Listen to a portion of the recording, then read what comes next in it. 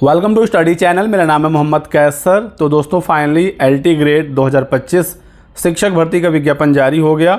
मैंने आपको आज सुबह ही बता दिया था। यूपीपीएससी ने इसका संक्षिप्त विज्ञापन जारी कर दिया है। 28 जुलाई से इसके लिए आवेदन होंगे।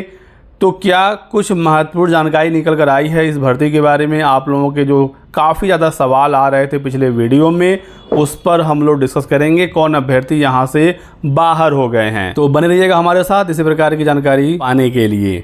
तो दोस्तों मैंने आपको बताया कि 28 जुलाई से आवेदन होगा। इसके लिए आप OTR कर लीजिए। OTR की प्रक्रिया आप कभी भी कर सकते हैं, आज भी कर सकते हैं, कल भी कर सकते हैं, उसके बाद भी कर सकते हैं।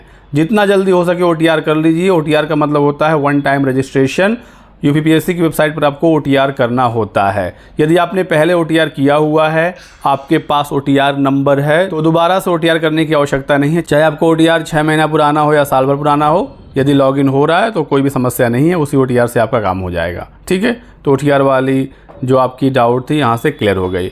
यहाँ पर जो बहुत सारे अभ्यर्थी बाहर हुए हैं, तो सबसे बड़ा यहाँ पर कारण है आयु सीमा का। पिछली भर्ती एलटी ग्रेड की 2018 में आई थी। 7 सालों के बाद फिर से विज्ञापन आया है। अभ्यर्थियों की मांग थी कि आयु सीमा में छूट मिले। अपर एज लिमिट में कम से कम 3 साल की छूट तो दी जानी चाहिए, लेकिन ऐसा नहीं हुआ। 1 जुलाई 2025 को 21 वर्ष की आयु पूरी हो जानी चाहिए। साथ ही साथ 40 वर्ष से अधिक की आयु नहीं होनी चाहिए। आयु की गणना 1 जुलाई 2025 से की जाएगी। तो 40 साल अपर एज लिमिट है अनरिजर्व कैटेगरी के छात्रों के लिए, अर्थात 2 जुलाई 1985 से पूर्व और 1 जुलाई 2004 के बाद का यदि आपका डेट ऑफ बर्थ है तो आप आवेदन नहीं कर सकते। हालांकि OBC SC ST कैटेगरी का जो रिलैक्सेशन है वो अपर एज लिमिट में मिलेगा, लेकिन नॉर्मली आयु सीमा में छूट नहीं दी गई है। जबकि अभी हाल ही में यूपी कांस्टेबल का जो एग्ज़ाम हुआ था, जो भर्ती अभी पूरी हुई है, तो उसमें अभ्यर्थियों ने काफ़ी बड़ा आंदोलन किया था और उसमें अपर एज लिमिट में छूट मिल गई थी कोविड की वजह से।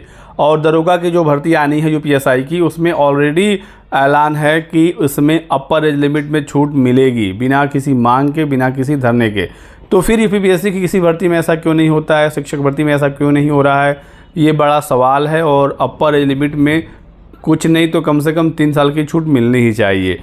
तो इस वजह से भी बहुत सारे अभ्यर्थी इस भर्ती से बाहर हो रहे हैं। दूसरी चीज़ दोस्तों यहाँ पर एलिजिबिलिटी को लेकर है। हालांकि अभी डिटेल्ड नोटिफिकेशन नहीं आया है। जब डिटेल्ड नोटिफिकेशन आएगा तो उसमें एलिजिबिलिटी भी होगी, लेकिन जो एलिजिबिलिटी है वो डिसाइडेड है। अभी हाल ही में नियमावली जारी हुई थी, गजट आया था 30 जनवरी 2025 का, और इसमें एलटी ग्रेड की सारी जो एलिजिबिलिटी है बताई गई थी।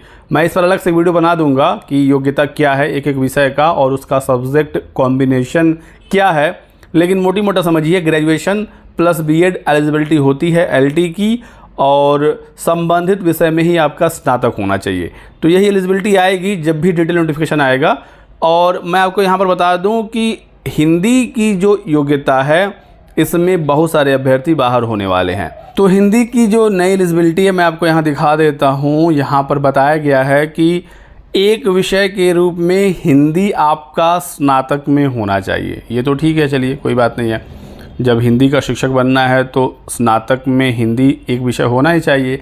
लेकिन इसके साथ एक और कंडीशन है कि एक विषय के रूप में संस्कृत आपका इंटर में होना चाहिए। तो ये जो दूसरी वाली एलिजिबिलिटी है, इसकी वजह से बहुत सारे जो छात्र हैं वो हिंदी विषय से आवेदन नहीं कर पाएंगे। बीएड तो लगेगा ही लगेगा, एलटी है तो ग्रेजुएशन प्लस बीएड होगा।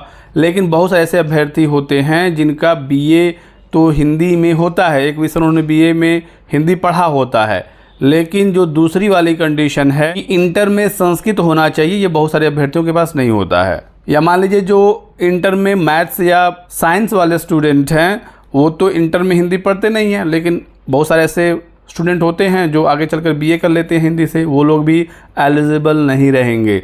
आपने यदि बीए में हिंदी संस्कृत दोनों पढ़ा है तो भी इंटर में संस्कृत ये मांगते ही मांगते हैं, जबकि टीजीटी हिंदी में ऐसा नहीं है। यदि टीजीटी हिंदी की बात करें एलिजिबिलिटी की, तो वहाँ पर यदि आपने बीए में हिंदी संस्कृत दोनों पढ़ा है तो इंटर से संस्कृत वाली अनिवार्यता समाप्त हो जाती है। आपने देखा होगा कि बहुत सारी खबरें आई थी कि एलटी और टीजीटी की योग्यता को समान किया जाएगा। दोनों की अलग अलग नियमावलियाँ भी जारी हुई, लेकिन अभी भी दोनों की योग्यता समान नहीं हो पाई है। तो ये वाले अभ्यर्थी हैं जिनको झटका लगा है और ये बाहर हुए हैं। साथ ही साथ दोस्तों मैं बताऊं यदि कंप्यूटर के बारे में, तो कंप्यूटर की दोस्तों जो एलिजिबिलिटी है वो ये है कि आपका बीई या बीटेक होना चाहिए, लेकिन सिर्फ कंप्यूटर साइंस से। इसके अलावा यदि आपका बीटेक या बी किसी और ब्रांच से है तो आप कंप्यूटर शिक्षक के लिए एलिजिबल नहीं हैं, या फिर आपका कंप्यूटर विज्ञान में स्नातक हो, बीएससी हो कंप्यूटर साइंस से, या फिर कंप्यूटर एप्लीकेशन में स्नातक हो, या फिर नाइलिट से ए स्तरीय कोर्स आपने किया हो, तभी आप एलिजिबल रहेंगे। यानी कि यदि बीटेक वाला कोई स्टूडेंट है, आईटी से बीटेक है, तो वो एलिजिबल नहीं है। हालांकि बहुत जगहों पर आईटी वाले भी एलिजिबल रहते हैं। या फिर कंप्यूटर साइंस के अलावा किसी भी फील्ड में आपका बीटेक है तो आप एलिजिबल नहीं रहेंगे। एक लेकिन यहाँ पर राहत जरूर है कि कंप्यूटर शिक्षक के लिए बीएड अनिवार्य नहीं है। देखिए यहाँ पर अर्हता जो है ये अधिमानी रखा गया है, तो कंपलसरी नहीं है। यदि आपका कंप्यूटर साइंस से बीटेक है या जो भी अन्य कंडीशन था, कंप्यूटर एप्लीकेशन में स्नातक या कंप्यूटर विज्ञान में स्नातक, तो आप एलिजिबल हो जाएंगे बिना बीएड के ही। बाकी बहुत सारे स्टूडेंट पूछ रहे हैं कि एग्जाम पैटर्न इसमें क्या रहेगा, पहले जैसा ही एक पेपर होगा या प्री मेंस होगा।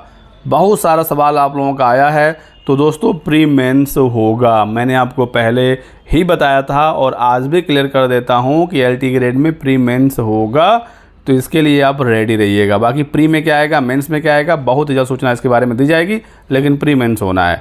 इसके अलावा अब आपके जो भी सवाल और रह गए हों लिखिए कमेंट सेक्शन में, अगले वीडियो में आपके भी सवाल का जवाब दे दिया जाएगा। इस वीडियो में बस इतना ही। वीडियो को लाइक जरूर करिएगा दोस्तों, चैनल को सब्सक्राइब कर लें और हमारे साथ बने रहें। Thanks for watching.